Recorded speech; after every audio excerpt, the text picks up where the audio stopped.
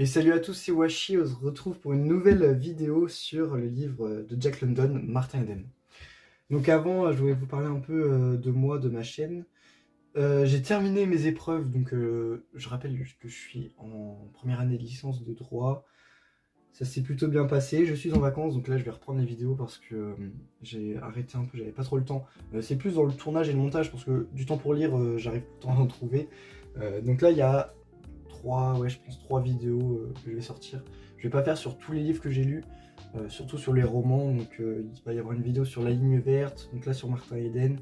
Après je vais vous faire une vidéo sur 20th Century Boy, pour ceux qui connaissent, c'est un super manga, qui est je pense l'un de mes mangas préférés. Et voilà, je vais pas vous faire, j'ai lu aussi V pour Vendetta, mais je pense pas vous faire des vidéos sur ça. J'ai lu des Spider-Man que j'ai pas aimé, donc j'ai même pas terminé, je vais pas vous en parler non plus. Mais voilà, c'était juste pour vous dire que là c'est bon, je vais repartir avec un peu plus de vidéos, je vais avoir aussi plus de temps pour lire, donc ce sera parfait. Bon, revenons-en à Martin Eden de Jack London. Donc c'est un livre de 450 pages à peu près, il me semble. J'ai pris l'édition Libretto, donc c'est mon père qui me l'a offert pour Noël. Moi je lui avais demandé parce que le livre est quand même assez connu, c'est assez un classique. Et il reflète vraiment en moi parce que je pense qu'il reflète dans beaucoup de personnes. Mais c'est cette quête comme ça de savoir, d'études, ça me parle beaucoup. J'aime beaucoup étudier, j'aime beaucoup apprendre de nouvelles choses, j'aime beaucoup lire. Donc je me suis assez bien reconnu dans Martin Eden. Et donc de quoi le livre parle, Martin Eden? Il parle donc de Martin Eden, qui est un jeune marin qui un jour va se retrouver dans un repas parce qu'il a sauvé un mec un peu, un bourgeois, ça devait être son patron, je sais plus exactement. Et il se retrouve et là il fait la connaissance de sa sœur qui s'appelle Ruth. Je l'appelle Ruth, R-U-T-H, je ne sais pas comment on prononce, moi j'ai prononcé comme ça toute ma lecture, donc je ne vais pas changer maintenant. Et donc cette jeune femme, un peu d'un milieu bourgeois, il va tomber, mais quand je dis amoureux, c'est vraiment follement amoureux. Et donc il va essayer de totalement changer de vie pour lui plaire et être à la hauteur de ses attentes. Il veut donc devenir écrivain, il veut écrire de la poésie, des romans, des articles, mais il veut vivre de sa plume, mais sauf que, je rappelle, c'est un jeune marin qui n'a pas forcément un énorme capital culturel et qui n'a pas été à l'école. Et donc il va tout apprendre en autodidacte. Il va faire ça par des bibliothèques où il va beaucoup emprunter, il va beaucoup lire sur son temps libre, sachant qu'il n'en a pas forcément beaucoup et il est vraiment... il a une vie misérable, il vit dans la misère, dans l'extrême pauvreté. Et il va essayer de s'en sortir et de réaliser son rêve.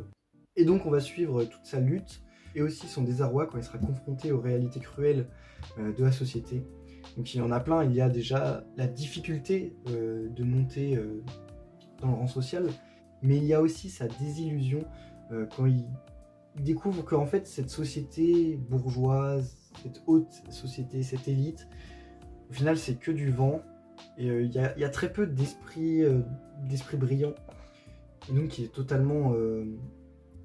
il perd tout sens parce que même son amour pour Ruth, qui est vraiment qui est incroyable, limite quasi divin, il la considère vraiment comme une déesse, il se retrouve donc confronté et à la fin il perd tout sens à sa vie et à tout ce à quoi il a mis. Et donc ce Martin Eden, il ressent vraiment un vide intérieur après tous ses efforts, après tout ce travail, comme si toute la connaissance en fait lui avait sapé sa volonté de vivre, sa volonté de prendre du plaisir et du bonheur. Il a été beaucoup adepte de Nietzsche, il aimait beaucoup cela, c'était un vrai individualiste. Voilà, il était contre le socialisme. Je parle de Martin Eden, hein, pas de Jack London. Jack London était, lui, partisan du socialisme. Mais là, oui, non, c'est vraiment un individualiste, mais poussé à l'extrême. Il n'y a que lui qui peut mener sa vie, que lui qui... Personne pour lui dicter quoi faire. Et donc voilà, le livre parle de nombreux thèmes comme l'individualisme, la lutte pour la reconnaissance dans la société. Donc c'était aux États-Unis, je sais plus la période, il me semble. Ouais, ça devait être dans les fin des années 1800, fin du 19e siècle donc. Et ce livre, il a vraiment une fin tragique, mais qui est vraiment éblouissante. Jack London, faut pas rigoler avec lui, c'est vraiment un auteur qui est épatant, qui a un style vraiment sublime, très beau, très poétique. Chaque phrase est belle, chaque phrase en dit beaucoup. Il n'a pas besoin d'utiliser beaucoup de mots, et pourtant il en dit des mots, 450 pages, mais chaque mot est à sa place. Après, il y a des moments où ça peut être un peu long parce qu'on suit, il y a un schéma assez répétitif où, bah oui, il réussit pas, il a du mal, il a beaucoup de mal, il a beaucoup de mal, mais après, c'est nécessaire et ce serait pas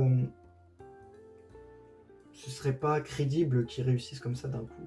Mais parfois, ça peut être un peu long parce que tu te dis, bon bah, on est rendu page 300, il est dans la même situation qu'au début, sauf que maintenant, il est plus érudit, on va dire.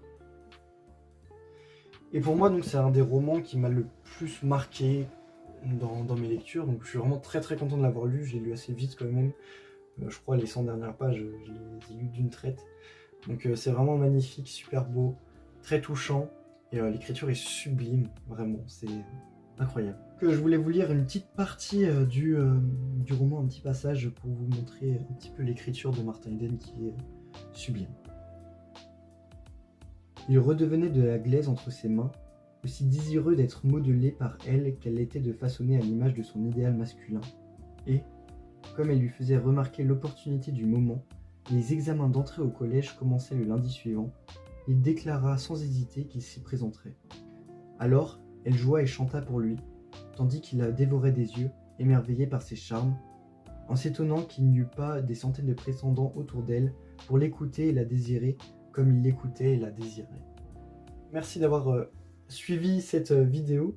N'hésitez pas à lâcher un petit commentaire, à liker cette vidéo, et les prochaines arrivent très bientôt. Merci beaucoup.